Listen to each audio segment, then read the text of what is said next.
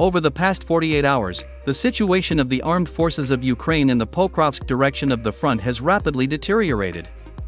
While the commander-in-chief of the armed forces of Ukraine, General Alexander Syrsky, continues to tell fairy tales about the supposedly stable situation of the Ukrainian army in this direction of the front, Russian troops have taken control of 3 more strategically important settlements. We are talking about Karlivka, Galicinovka, and Dolinovka. At the same time, it should be noted that the Russian army liberated all these 3 settlements within 2 days.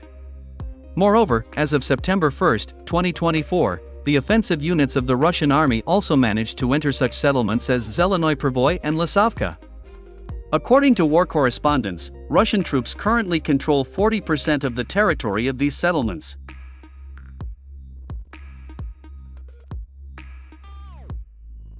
At the same time, war correspondents express confidence that these settlements can come under full control of the Russian army in the coming hours, since Zelenoy Pervoy and Lisovka are in the lowlands, and that in the current situation, the Ukrainian army units simply no longer have the strength and ability to organize effective resistance.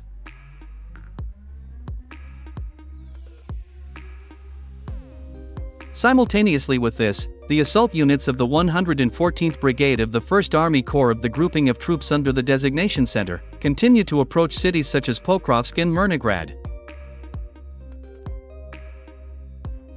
As of September 1, 2024, Russian troops came close to the southeastern outskirts of the city of Mirnograd. However, the Russian army is still in no hurry to launch an assault on this rather large fortified settlement. The fact is that Russian troops are still continuing to clean up the recently liberated settlements of Nikolaevka and Grodovka, where several dozen Ukrainian militants are still hiding. Only after the complete cleansing of Nikolaevka and Grodovka, Russian troops will launch an assault on the city of Mirnograd.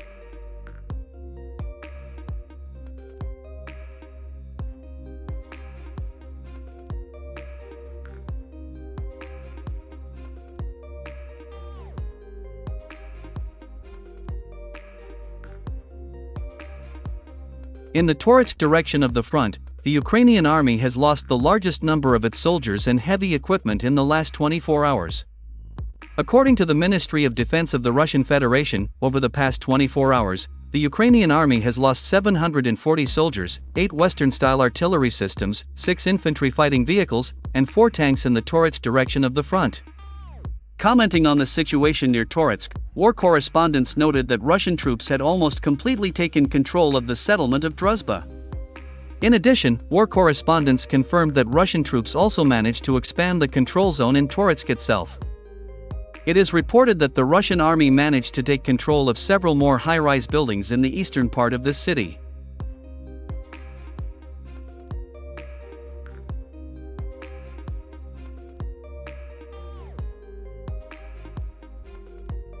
In general, watching what is happening in the Toretsk direction of the front, one gets the impression that the commander-in-chief of the armed forces of Ukraine, General Syrsky, does not want to lose this agglomeration, continuing to throw a large number of Ukrainian soldiers into the Toretsk meat grinder.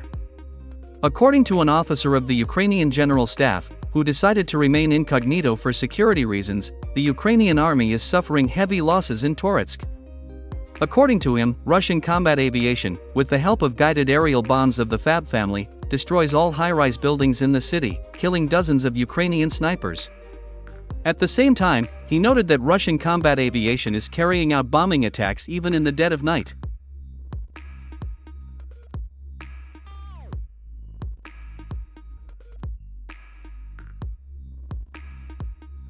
Commenting on the current situation in the Toretsk direction of the front, Western analytical centers admitted that the operational pause taken by the Russian army after the liberation of the village of New York has ended.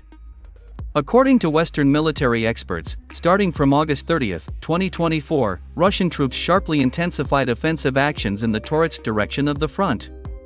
It is reported that over the past 24 hours, Russian troops have managed to advance 600 meters west of New York, in the direction of the settlement of Valentinovka, as well as significantly increase the control zone in the eastern part of the city of Toretsk.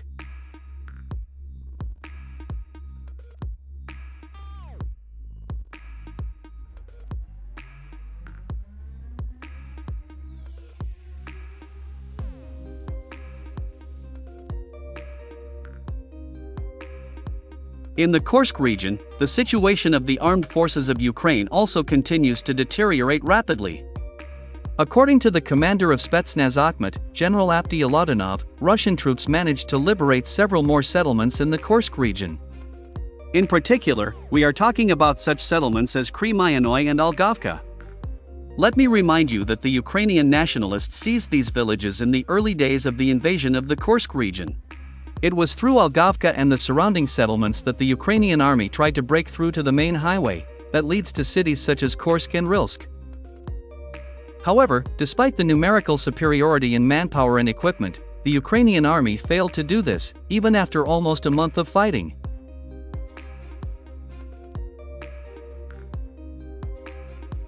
Against this backdrop, even pro-Ukrainian Western analysts admit that Russian troops managed to stop the advance of the Ukrainian army in the Kursk region and stabilize the front.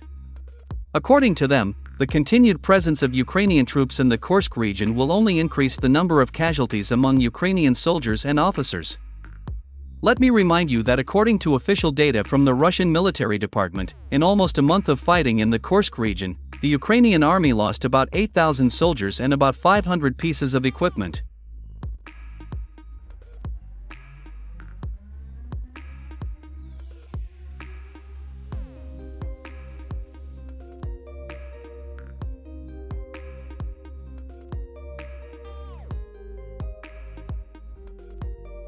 Meanwhile, on the night of August 31, 2024, Russia conducted a combined missile attack on the military facilities of the Ukrainian armed forces located in the Kyiv, Dnipropetrovsk, and Donetsk regions.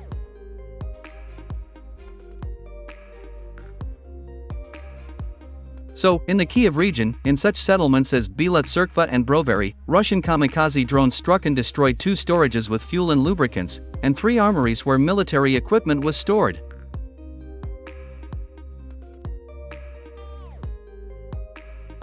In the Donetsk region, in the city of Pokrovsk, 2 Russian ISKANDER-M ballistic missiles hit the Hotel Druzhba, in the western part of the city.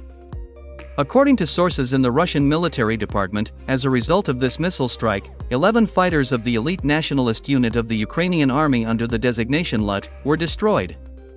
Another 18 fighters of this unit were missing.